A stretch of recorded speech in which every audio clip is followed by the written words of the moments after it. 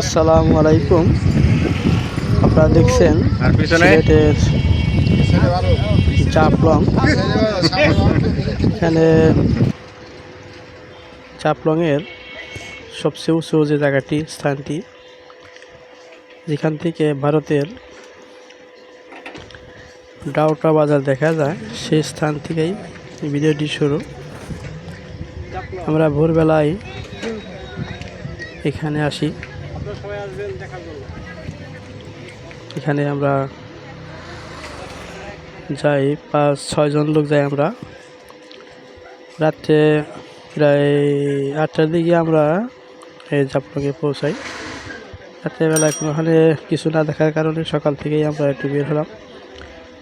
আবার প্রোগ্রাম আছে সাদা পাথর ভোলাগুঁজে যাওয়ার, যার জন্য আমরা একটু সকাল সকালেই কুয়াশা ঘেরা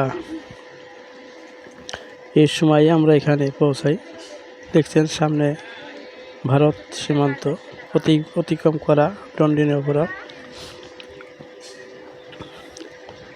এখানে তারপরেও অনেক ওই যে সীমানা পিলার ছেড়েও অনেক লোক ভারতের সীমান্তে যায়। অনেক মনোরম সুন্দর দৃষ্টি নন্দন জায়গা, ভারতের ডাউটা বাজার দেখা যায়। আর ভারতের যে পাহাড়গুলো, এই সীমানাটুক আমাদের বাংলাদেশি বিএসএফরা ওই যে ওখানে থাকে, দেখা যাচ্ছে একটা টঙের মতো।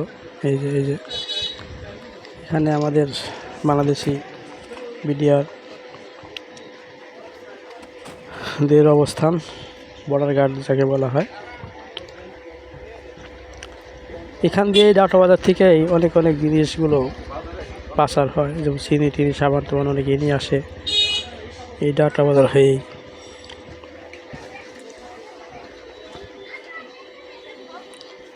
আমরা একটু সামনের দিকে অগ্রসর হই, সীমান্ত পিলারের কাছাকাছি। দেখছেন আমাদের সাইনবোর্ড, সাদা চুন দেওয়ার জন্যই খুব একটা বোঝা যায় না। মানে 1273 নাম্বার পিলার, বাংলাদেশ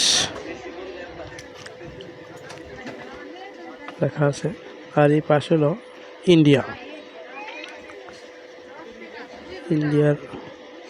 সাইড, আমাদের সাইড ওই দিকে যে দাঁড়ানো আছে। এই জন্যে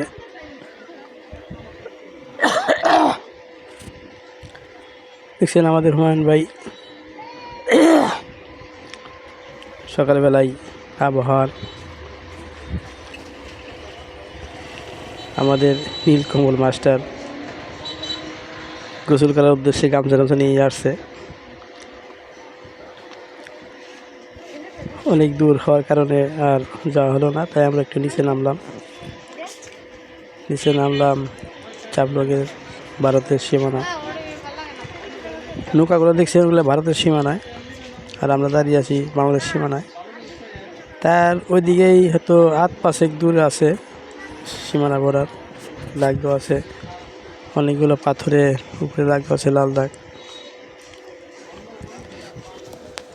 আর দেখা যাচ্ছে ডাউটা বাজারের যে সংযোগ ঝুলন্ত ব্রিজ দেখা যায়। ঝুলন্ত ব্রিজ পাথরগুলো, এ জায়গার পাথরগুলো নেওয়া হয়নি, কিন্তু সামনের দিকে যে পাথরগুলো আছে ওগুলো অনেকগুলো নিয়ে গেছে দেখা যায়।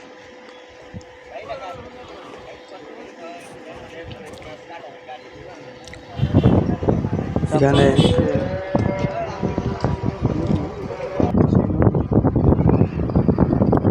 খাল দিয়ে অনেক ধারা আছে, নদী, বাইন নদী, ভারতের বাইন নদী, বাংলাদেশ সীমানায় চলে গেছে।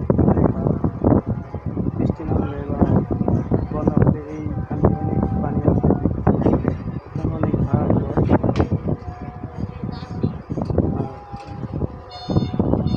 তখন এই পাথরগুলোর মধ্যে দাঁড়ালে অনেক ভালো লাগে। আমাদের জাকির ভাই মাস্টার আসলেন।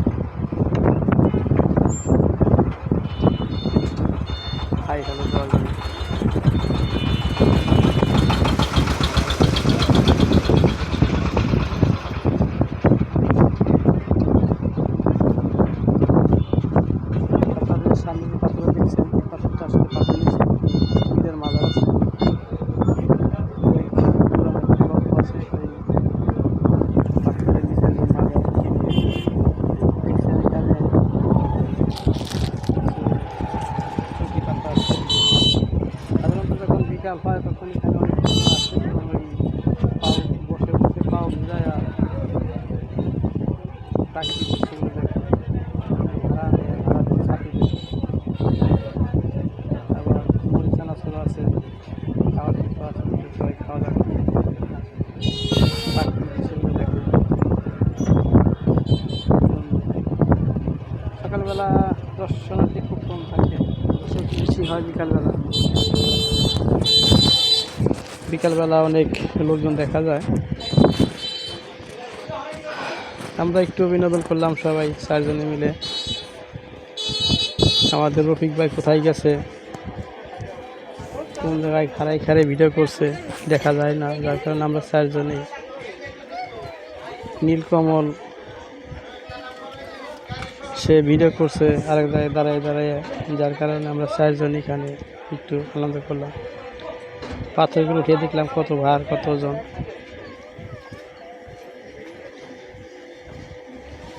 খুব সুন্দর ভালো লাগার মুহূর্ত বিকালবেলা। বিকালবেলা এখানে খুবই লোকজন বেশি হয় এবং সবাই সূর্য ডোবা সময়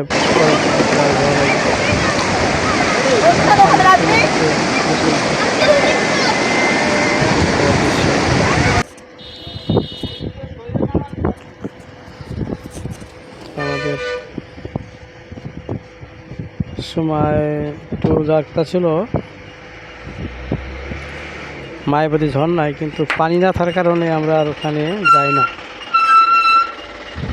মায়াবতী ঝর্ণায় পানি নাই দেখে আমাদের যাওয়া হলো না। আর এখানকার ট্রলারগুলো ওলারা একদম করে বসে থাকে, কেউ কম যায় না।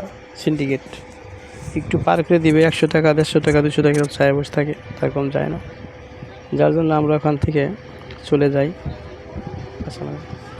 আমার চ্যানেলটির নাম গজল সন্ধ্যা টিভি, সবাই সাবস্ক্রাইব করবেন এবং সবাই দোয়া করবেন দিন ইসলাম প্রচারের জন্য। বসেন, দিন ইসলাম প্রচারের জন্য সবাই সহায়তা করবেন, সহায়তা করবেন। আমার চ্যানেলটির নাম গজল সন্ধ্যা টিভি, সবাই সাবস্ক্রাইব করবেন, লাইক করুন, কমেন্ট করবেন। নতুন নতুন ভিডিও পেতে সবাই চ্যানেলটি সাবস্ক্রাইব করুন, দিন ইসলাম প্রচারের সহায়তা করুন। আপনি দেখুন, অপরকে দেখার মতো সুযোগ করে দিন শেয়ার করে। আর আমার জন্য দোয়া করবেন সবাই, আর কমেন্ট করবেন কী ধরনের ভিডিও করলে ভিডিও দেখতে আপনারা উৎসাহিত হবেন, সেইভাবে আমাদেরকে কমেন্টে জানাবেন। আর সবার প্রতি রইল আন্তরিক ভালোবাসা আমার এই ভিডিওটি দেখার জন্য। আপনারা সবাই যাবেন, ভ্রমণ করা সুন্নত, ভ্রমণ করবেন, দেখবেন বাংলা মায়ের রূপ। আসসালামু আলাইকুম, আল্লাহ হাফেজ।